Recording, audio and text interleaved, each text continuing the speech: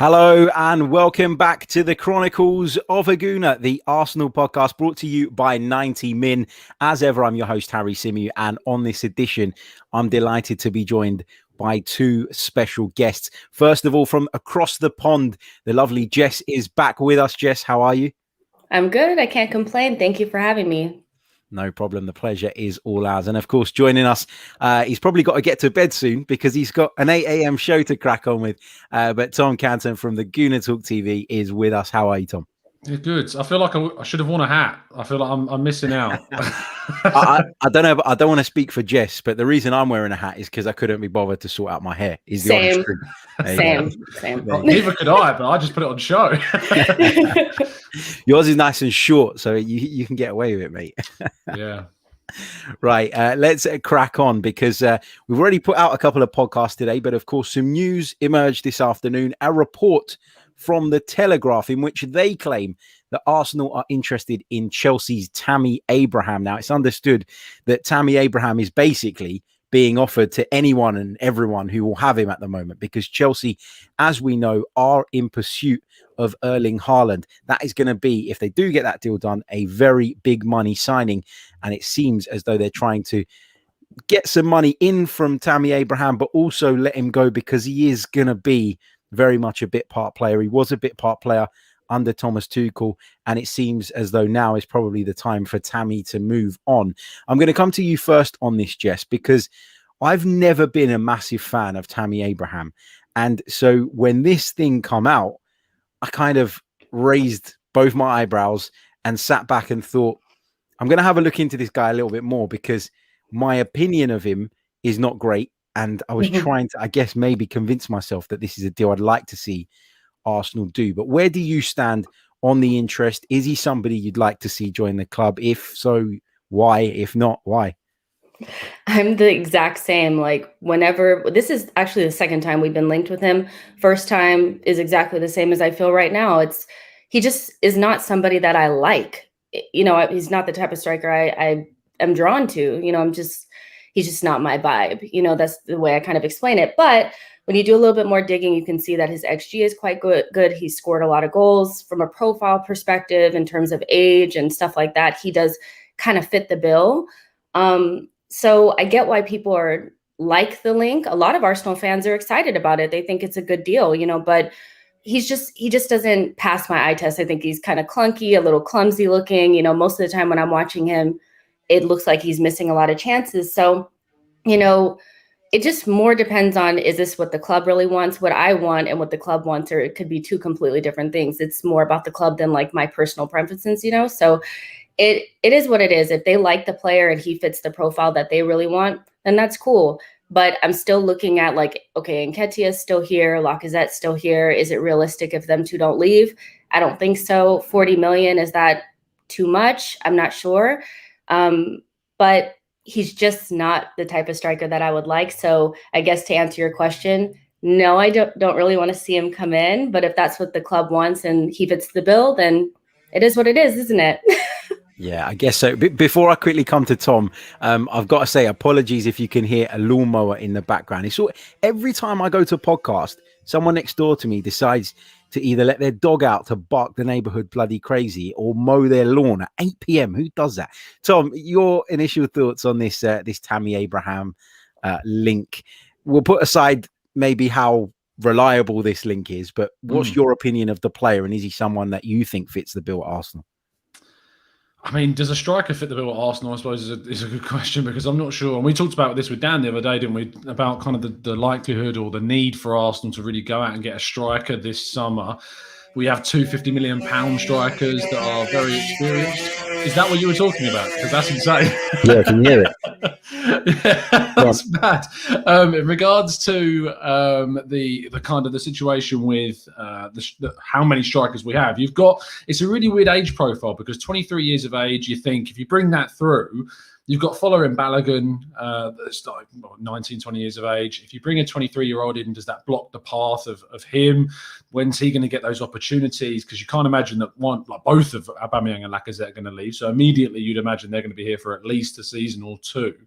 So you then got a situation where Balogun's route is blocked, that first team. If I was looking at a striker, I thought the links to Andre Silva were quite good because of his age profile being slightly older and maybe that working out slightly better. But initially when I saw it, it was a case of, yeah, like, okay, that's a classic like link to a player that's obviously available. Arsenal have got interest in kind of a striker in regards to being linked with Andre Silva and Yaremchuk from Ukraine and players like that. So yes, Arsenal have been linked to strikers previously. He's available. Arsenal like to go and get Chelsea players, so it just makes sense that link would come forward. 40 million quid, people are balking at that price. Whilst I think it's a lot of money, it makes sense because he's an English homegrown 23-year-old Premier League proven talent, scorer for one of the top 6 sides in the league. He's actually scored more goals in a season than Lacazette, I think, has in the Premier League since he's arrived. So all of those combined kind of go to show that price is about right from Premier League to Premier League club. However, and I think you tweeted about this, Harry, whilst the price may seem fine, it doesn't seem fine for Arsenal to really prioritise that amount on top of the stuff that we desperately need to get done this window. That's exactly it for me. And I think you make a great point about the price. I don't think the price is too crazy, but it is that Arsenal have so many other areas that need prioritising first, in my opinion. You cannot justify going and spending £40 million or in excess of £40 million on a centre forward with Lacazette, Aubameyang, Balogun and Nketiah all still at the club. I just want to say a quick shout out to Paddy Quinn, who's just signed up to become a member of the channel. Paddy, thank you so much, mate. Really, really appreciate your support. And if you're interested in becoming a member, you can do so by clicking on the link in the description. And don't worry, we're going to take some of your questions a little bit later on. This one is a classic. Where is it? Matt, Harry, do you live next door to the Texas Chainsaw Massacre? Bloody sounds like that tonight. It's typical. I mean, Jess, there's this kind of sort of thing among the Arsenal fans where we kind of like joke and poke fun at each other. And well, I don't know if we poke fun at each other or we poke fun at the club about this thing about buying Chelsea rejects. I mean, Tammy Abraham doesn't really fall into that category for me because you're talking about a 23-year-old. He's technically a Champions League winner as well. He scored 30 goals in 82 games for Chelsea, which is a pretty decent record when you consider a lot of those performances would have been off of the substitutes bench. But this isn't that kind of signing, is it? This isn't a William Gallas in the twilight of his career, a David Luiz, one of those. This would be different, wouldn't it? Yeah, I mean, it's not really similar in the way that it's, literally looking in the bin behind, Chelsea Stadium and looking to find something there. It's not that. It's not Willian.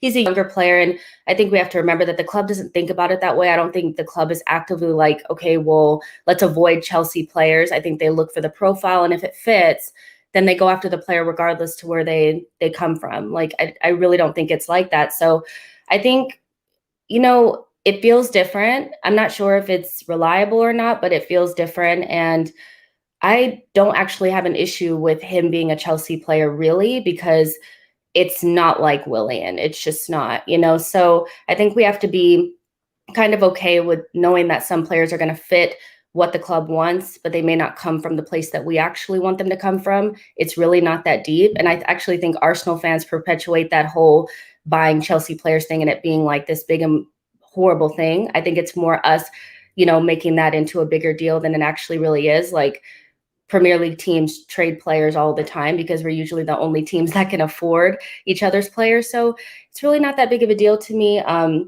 But I kind of feel the same way as you guys do. Like, do we actually need a striker right now? I'm not really sure. But hey, if it's Tammy, it is what it is. Like, Tom, I mean, we talk a lot about the striker situation. Aubameyang didn't have his greatest season last season.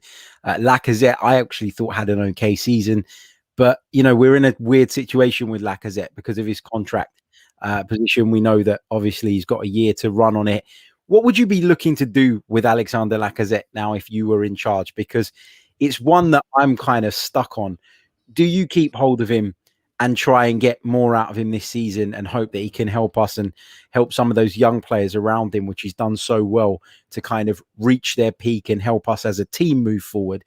Or do you think about the financial side and try and get something in for him while you still can? What's your kind of stance on the whole Lacazette scenario? It is a really weird one, isn't it, to try and kind of come up with an answer that makes 100% sense either way, because I think there's always going to be kind of flaws in either argument. So for me, where I sit is I would lean towards a 1-year extension for a number of reasons. One, I think that, as we've already talked about, Arsenal's priorities in this window need to be in recruiting in more important positions on the pitch. Lacazette has shown if you kind of give him that focus to be our main striker, I think he carries us absolutely fine in that position for the moment. I think if he was given more opportunities in the first half of the season to score, he would have done. We didn't have that number 10 in the first 6 months, and he still came out at the end of the season as looking as one of our better players in the squad across the whole season. So I think a 1-year extension makes sense. It protects his value. If we do end up, say, looking for a striker next summer, you've got the scope to then make a little bit of money off Lacazette in that summer as well. Aubameyang would have 1 year left on his deal as well. So it would actually align both of those perfectly for when their full deals would expire. So it's not a really in-depth and lengthy answer, because for me, it's just a case of extending him for that single year. It protects his value. You get from what you can in this year, and then you've got a better scope to make a decision in the summer of 2022. Yeah, makes sense. Lots of comments in the chat about the dog kicking off next door. So we've had the lawnmower. Now we've got the dog. I mean, I should have just closed the bloody door. So I do apologize. Jess, another bit of news that's come out since our last podcast is, of course, the confirmation that William Saliba has joined Marseille on loan for the season. Edu's been speaking about how it will be beneficial to him, and has kind of suggested that he is still part of the long-term plans at Arsenal. I think a lot of us over the last week or so, since it kind of emerged that he was Marseille bound, have tried to make sense of this, tried to work out what on earth is going on with the Saliba situation. I'm actually not against him going out on loan, because I haven't seen myself personally enough of him to make a judgment one way or the other as to whether he's ready to play for Arsenal in the Premier League. Are you disappointed that he's not been given an opportunity to prove his worth this season? Yeah, I mean, if you put it that way, yes, of course. Like, I would love to see Saliba play. I don't think you're wrong for wanting to see somebody who is so highly touted. You want to see them play for Arsenal, right? So it's not that big of a deal if you're a little bit disappointed. I just think I think we always forget about like the situation in which Arsenal is in, the environment that he'd be coming into.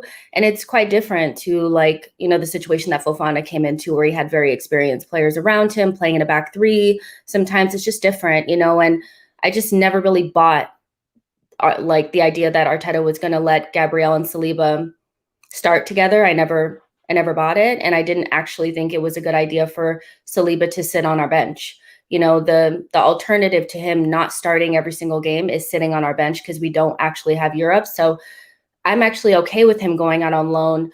I'm trying to wrap my head around the fact that there may be a long-term plan to sell him. Now I'm not sure that there's a long-term plan for him to be at Arsenal. That being said, managers come in all the time, no matter who they are. If it was Jose Mourinho, Ancelotti, whoever comes into a team and decides who they want and who they don't want, who's ready and who's not. The only reason why it's such a big deal is because it's Arteta, and a lot of people just don't like him. But it's so normal for that to happen. And if Saliba is somebody who he doesn't deem as ready, or is not somebody who he wants to have long term, I think we just kind of have to get with it at some point. I'm detached. I'm detached. I'm done with the Saliba wars. It's over. Hopefully he has a good loan, and we'll see what happens. You know, not really worried about it. Tom, do you agree with that? Do you think that another manager would get less criticism with regards to this particular situation than Mikel Arteta does? Is this with the context that if we had, say, a Mourinho, so we had a Conte in charge, and the same thing happened in regards to him and the loan deal at the end of the 2020 window messing up? Say that happens and it's the same manager. Is that the context? Yeah. Yeah. If this was Mourinho and everything had happened the same way, would people be as up in arms about it? I think so, actually, because I think it's actually kind of secular towards specifically Saliba and kind of this cult following that Saliba's kind of conjured from his signature. The fact he cost 28 million quid, we can't really escape from that. So I don't think it matters the fact it's Arteta specifically, because obviously Edu's had a big thing kind of and role in this process as well. So I do think it's more individualistic towards it being Saliba rather than the manager's influence. I put a tweet up before we came live about Saliba about if you remove that kind of month period at the end of the window where obviously the deal with the loan situation never happened for him at the end of 2020, and say you remove also something which people brought up was I think just a lack of education around the registration of him being registered for that first 6 months. If you remove that month and you look at everything outside of that, I can't actually look at things that the club have done wrong about Saliba, really. I mean, we buy this guy, we send him back on loan, as he's agreed. That's absolutely fine. He comes back, does his pre-season, and then we have the cup situation, which obviously I think the club were absolutely well within their rights to turn around to Saint-Etienne and say, do one, frankly. We're not going to pay you to play our own player and risk injury. So I'm absolutely fine with that. We mess up the loan situation and we mess up the registration during that month period at the end of, I think it was October time because of the extended transfer window. He then goes on loan from day one of the January window. We didn't long it out in the January window. He went on loan immediately in January for 6 months, had a good loan spell, 20 games under his belt. He's then played now 38 games across those 3 seasons, which for me is not enough for a 20-year-old to force his way into one of the big 6 teams in the Premier League personally. And I don't think he's shown enough necessarily so far to guarantee himself a spot. To be rotation and backup, 100%. But to be honest, for me, I'd rather see him play a full season. And I think that's only going to happen if you do send him on loan this year. So it makes sense, but I am concerned that when he returns with 2 years left, that may be it, and that might be too late for him at the club. Yeah, I don't disagree with that. While we're on the theme of lawnmowers this evening, just a quick reminder that this podcast is brought to you by manscaped.com. So if you're in need of your own personal lawnmower, so you can get yourself sorted ahead of the lockdown restrictions fully lifting, then head over to manscaped.com. Enter our discount code, which is 90min20, and you'll receive 20% off of your order, as well as free shipping. So get it sorted, get it nice and trim, get it looking nice and lush. Summer is coming. Well, it should be summer really, but it don't feel like it here. But yeah, get involved. Thank you to Manscaped for their kind sponsorship. And thank you to you guys for all the support and love that you've shown the podcast and Manscaped as well, because I'm getting feedback. You know, I know a lot of you are buying stuff from there as much as you turn your noses up in the chat. I know I get the numbers through. Brilliant stuff. Jess, a lot of people are kind of in panic mode at the moment because we are quite a way into the window now. Still a fair way to go, but there's not been that much activity. Nuno Tavares has joined the club. We know that Albert Lokonga is very close to joining the club as well. We're awaiting a kind of announcement on that one.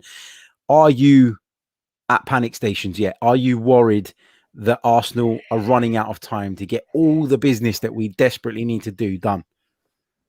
I was never under the impression that we were going to get every single thing that we wanted to get done.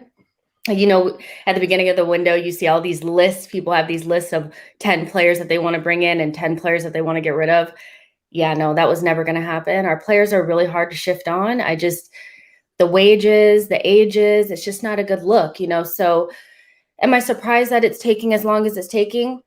Not really. You know, the Euros just ended. Nobody else has really had a lot of deals done. I think Leicester stands out in that regard, but everybody else is kind of just like stagnated as well.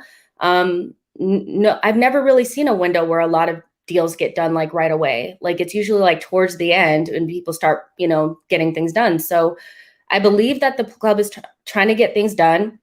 I believe that there's targets that we're working towards. Do I think we'll hit them all? No. I think that's natural for us to maybe miss out on a couple, but I'm actually optimistic that we'll get some things done and I think we'll be better next season. But I'm not really that worried. Like, ask me again in 2 or 3 weeks if we're still sitting there with just Tavares, I'll be like, maybe we should start panicking. But we know Lokonga's there. We know we're trying to work on something with White.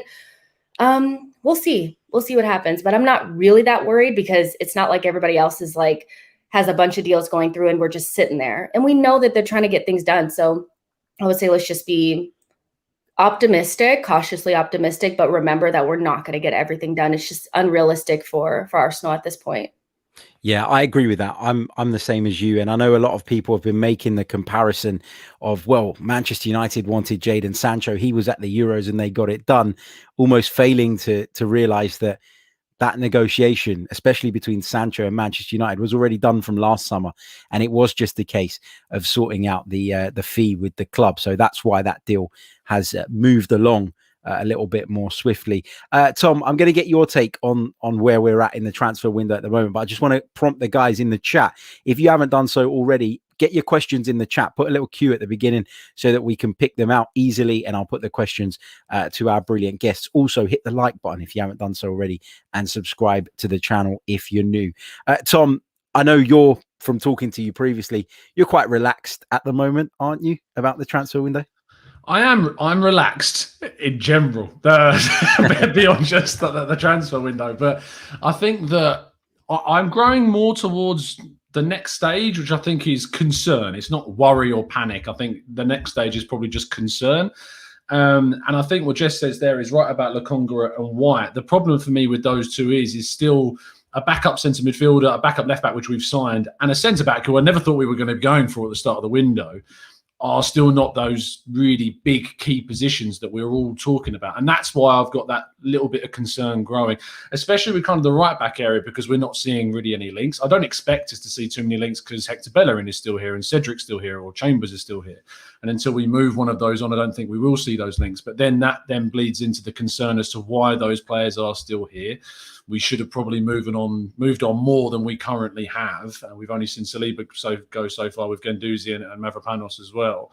And they're all for loans with possible options involved with Guendouzi and Mavropanos, of course. So it's not enough's been done in both directions at this moment in time. More so, I'm worried about the outs rather than ins at this stage. And it is the fact that we're still kind of sort out this Xhaka situation with Roma.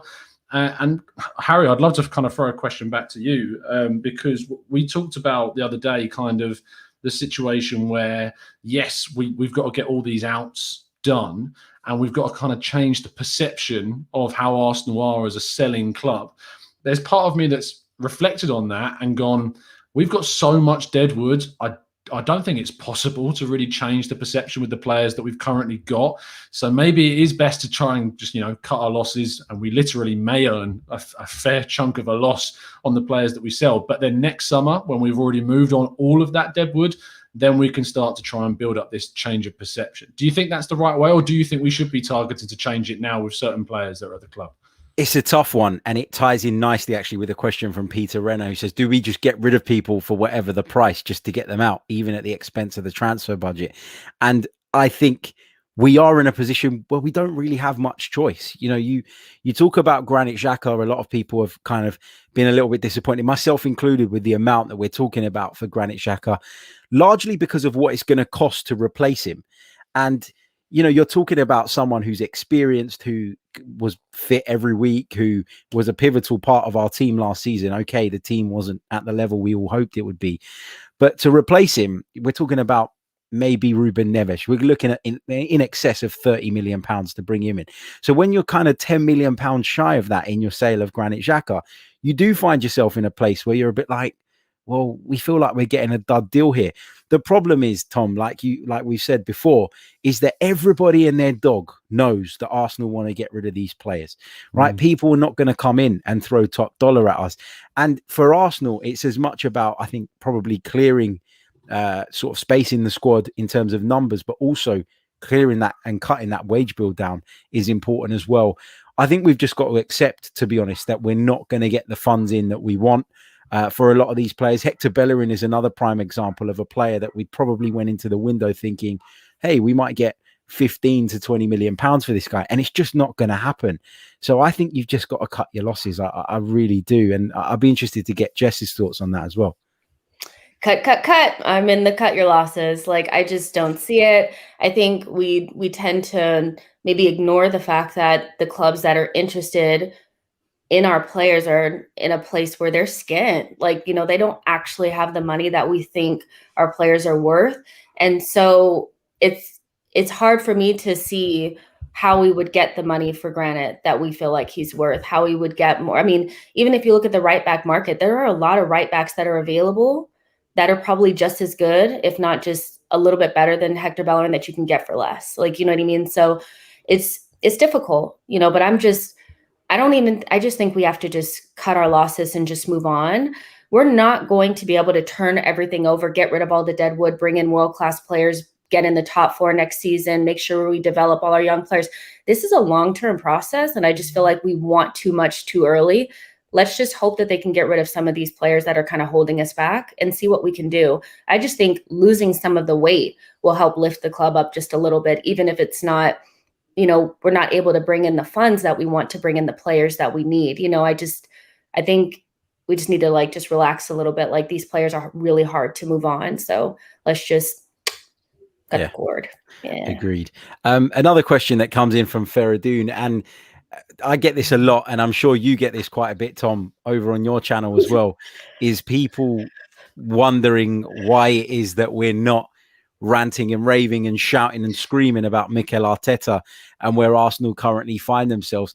Part of being a football fan for me is about being optimistic, and is about getting behind your team and believing that your team can get to where they need to be. If you turn up to every game kind of angry and pissed off and disappointed, it kind of begs the question as to why do you waste your time? Like, for me, it's something to look forward to. It's something to be positive about. And I like to be positive until, the otherwise is proven. Why is it that you're kind of quite level-headed about it and not losing your marbles about it as such as well? I suppose it probably just is the optimist in me, in the same kind of way, is that I always want to try and look at things from a positive outlook. I also want to try as best I can to put myself in the shoes of the club and think, what is the sensible decision? And I know that Arsenal have made a hell of a lot of really odd and silly mistakes, to be honest, at times. But every single summer, I still kind of go into it with like a clean slate. It's kind of I just treat life in that way, I suppose, and that's probably the way I look at the club. Is just look, at the end of the day, you just need to cut your ties. We want to do with some of our players this summer and turn over a new leaf with some of the squads. I thought it was the right decision probably for Arteta to be gone at the end of last season. But the fact of the matter is that he is still here. I have no control. The fans have no control over whether he stays or goes.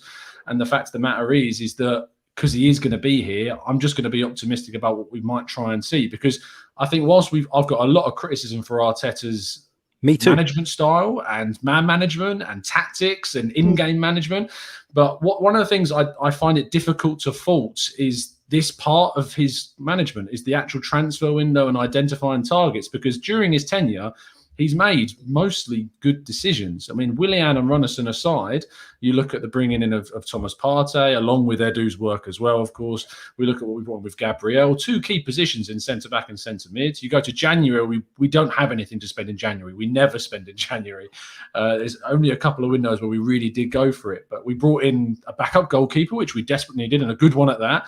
And we brought in a potential to be world-class attacking midfielder at the time in Erdegar. And I never expected that to happen, as well as getting out the likes of Mustafi, Socrates and Ozil. So during this period, I can't fault Arteta too much. When it gets into the season and we've got our squad, that's when we're going to be really critical and analysing things. So I don't think it's necessarily about us being the level-headed crew or the optimistic crew or whatever. I think it's just about realising that this is actually the bit that we're doing all right at. So let's just wait and see what happens in the window. Yeah, I agree with that. Jess, question that I'm going to throw over to you from Roy Eaton, one of our members. He says, do you think Arteta and Edu's lack of experience is a stumbling block when approaching and negotiating deals for players? Possibly, possibly, but I'm not there at the table watching them do their job. I mean, I think Edu does have some experience. I think he has some experience. I think Arteta is a little bit, I would say his inexperience is more with the man management part of it. I'm not at the negotiating table. I don't know. I think the lack of movement and maybe our perceived maybe stumbling blocks during these transfer windows is more coming from the fact that literally these players are hard to move on, not necessarily because they don't know what they're doing. Maybe they are having an issue. Maybe they are having issues, but I'm not there. It's very hard for me to say, I think their inexperience is an issue when they could be doing all the right things. I think the one thing that stands out to me is maybe the paperwork issue that happened with Saliba. I'm not quite sure whose desk that fell to, but that looked like a big blunder. But in terms of them being able to shift players on and move things around, I'm not sure if that's really about their inexperience or the fact that like these players are hard to move on. It's difficult for me to make a decision on that, So, and I do think Edu does have experience. It's just not experience maybe in Europe or whatever, So we'll see. Maybe I didn't answer the question, but I don't know because I'm not there. Like, I don't know what they're doing. They could be doing all the right things. It's just difficult. Like, you know what I mean? And that's a completely valid argument, because I think as fans, we do that so much. We kind of make assumptions based on nothing. We don't know what goes on in the negotiation room. We don't know how Edu approaches these discussions. We don't know exactly what part Mikel Arteta plays in that part of the transfer. So it is so difficult to make a judgment on that. And I think there's a danger sometimes as fans of creating this kind of faux outrage on stuff that isn't real, and we're kind of getting caught up in it and going around in circles and being disappointed and frustrated when actually we don't really know the bigger picture. And as Arsenal Granny points out in the chat, my favorite screen name on this whole chat box, by the way. And Tom, this is absolutely spot on. They've re-signed up a load of young players, extended their contracts. Emil Smith-Rowe, we think is close to doing that. Bukayo Saka, Martinelli, these guys have all extended under these guys' watch. Kieran Tierney's another one as well. That bit is often overlooked, isn't it? It is all about bringing players in the eyes of others. But in the past, we've been burnt by not tying players down, players who were important to us. I think that it's funny, isn't it, when we talk about Saliba and kind of a parallel with, say, Balogun. People really did kind of get on the coach and the club's back about the treatment of following Balogun last season, saying that he wasn't given enough minutes. He's never going to re-sign his contract. He's not being given enough time. And lo and behold, look what happened. He went and signed a new contract. So at the same time, while yes, I'm worried that Saliba may not have a future at the club because of everything that's happened, he's been here a lot longer than Balogun. If the club can really turn around and convince a player that was not really getting any game time at all to sign that new deal and sell him a future under not just Arteta but also Edu and the like, then why couldn't they do that also for Saliba? And as you bring up, we have got now a very good history of getting these young guys to sign up to new deals. That new Saka deal, by the way, to go up to 30k per week, when you think about Willian's on, 8 times more than that. Obviously, we're learning from those mistakes of Willian, trying to make sure that we don't do that with all of our players and with mistakes of the past with our wage bill as well. Cole Jenkinson was on something ridiculous at the time as well. And it's about learning from those errors. And I think Richard Garlick coming in is going to be a big kind of plus for us, and having that experience and that second opinion and holding Edu's wrist at times when he wants to go too far on certain things, like a Willian, for instance. So I think that's going to be big for us, and it is going to be about learning from mistakes. For sure. And just a couple of other bits to finish up on. One of the stories of last week was the announcement that Arsenal were going to take part in the Amazon All or Nothing documentary series. I've got mixed feelings on this, and I've made my feelings clear on the channel over and over again. So, Jess, what's your take on this? I'm part fascinated, part disappointed. What's your kind of viewpoint on this? And to tie it in with a question from the chat, from Richard, do you think that this show will be a win or a loss for Arteta? Will it show him and the squad up? People are gonna hate me. I love Arsenal content, so I'm like, yes, I want to see more. I like the all or nothings, and I kind of, when Manchester City was doing theirs, I was like, wow, I wish we had one. But it could go very wrong or it could go very right, depending on how the season goes. So, I think we have to remember that it's television, and one of the reasons why Arsenal probably wants to do it is so that they can drive the narrative about what Arsenal is and what they're doing. So I think we'll see a very zhuzhed experience. It'll be kind of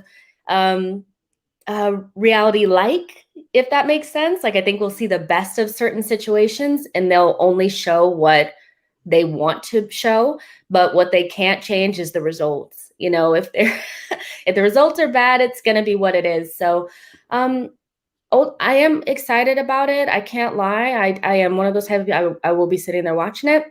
But again, I think that there's this thing where people are thinking, well, they're focusing more on documentaries and not on transfers. And I'm like, I just don't understand how the two are really connected. Like, they're clearly working on transfers, but they signed a deal for this thing. I don't think it's about priorities per se, but again, this could really just go the wrong direction if the results are not there. And I don't think any amount of good camera work or, scripting or whatever is going to change that, so we'll see how it goes. But I really hope that we look good, because man, how embarrassing would that be, because I did laugh at Tottenham a lot. Like, I really did. I thought theirs was pretty much a comedy, so I don't want us to be the same. Yeah, for sure. But also as well, I think it's quite naive of people to kind of think that this was just cooked up just like that. Like this would have been in the pipeline for a while. We just didn't know about it. I'm sure there would have been many discussions back and forward between Amazon and the club about doing this. And I know from speaking to somebody that was part of the project of the Spurs one, that the club still retain full editorial control of it. And that is something that I think the clubs have pushed back at Amazon on when Amazon were trying to get a little bit more control. Amazon want to portray the best story that they can, but the clubs obviously want to use it as a bit of a mouthpiece, a bit of a PR stunt, and to get their kind of their messages across. Lots of you in the chat coming up with some great chapter titles, great episode titles, brilliant stuff. Tom, just to kind of wrap up the show, what's your take on it? Are you positive about it, or are you like me, a little bit apprehensive? I'll be honest with you, mate. When I heard about it, I was buzzing. I was absolutely buzzing about it. I love the Manchester City series. I've watched that twice. But that's because they're good, though, isn't it? It's different. Like they're good. You're seeing the success. I know. I get that. I really understand that point of view. But for me, it's more about kind of seeing the inner working, seeing the personalities of players, coaches to the camera, which, of course, may be a warped version of reality. Yes. But I think if you go into that documentary with the expectation that you are going to see the absolute truth, then you're going to be disappointed. And I've not really kind of reacted to the news that we're having it in that way. I've reacted in the sense that Arsenal has been a very closed institution for an incredibly long time, and we've wanted better kind of openness. And whilst this is controlled openness, as you would expect from Arsenal, as you see with a lot of their fan forums, but at the same time, it's more than what we've had previously. And so, as always, I'm trying to look at it from the more kind of positive, optimistic standpoint, and think it's just a bonus for us in regards to seeing it. And of course, the financial kind of benefit of 10 million-ish quid pays for a backup left back. So there's that too.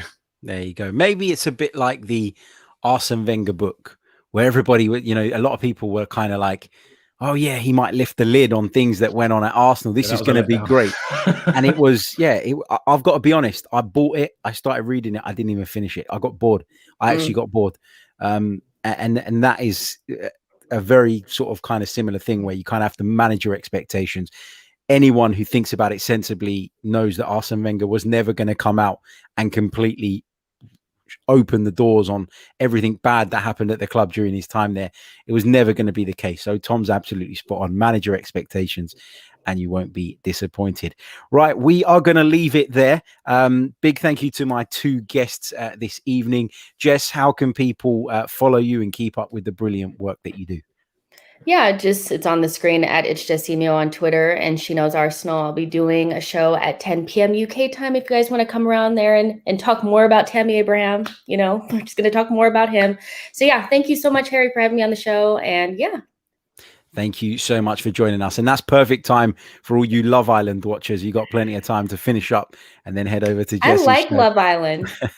I'm like weird. I like it. Am I weird? I'm not talking about it. I'm not talking about it. Tom, thank you so much for jumping on, mate. How can people keep up? Well, everybody knows where the Gooner Talk TV is, but how else can they follow you? It's a brilliant channel. And if you're up early in the morning, so is Tom. So get involved in the live show. Thanks, mate. You can find me personally at Tom Canton Media, and you can find the channel at the Gooner Talk TV. But yes, as Harry says, I'll be there tomorrow morning, 8 a.m. UK time, for the 74th episode in a row of our transfer updates, in which we've signed one player. So yes, stay tuned. That is a solid effort, I've got to say.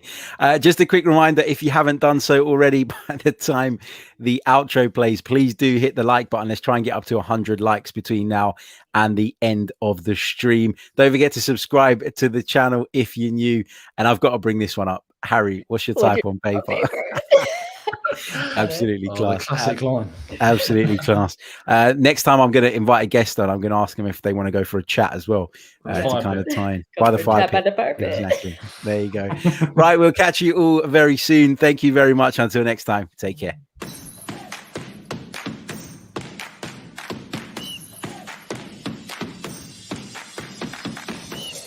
You're listening to the Chronicles of a Gooner, the Arsenal podcast.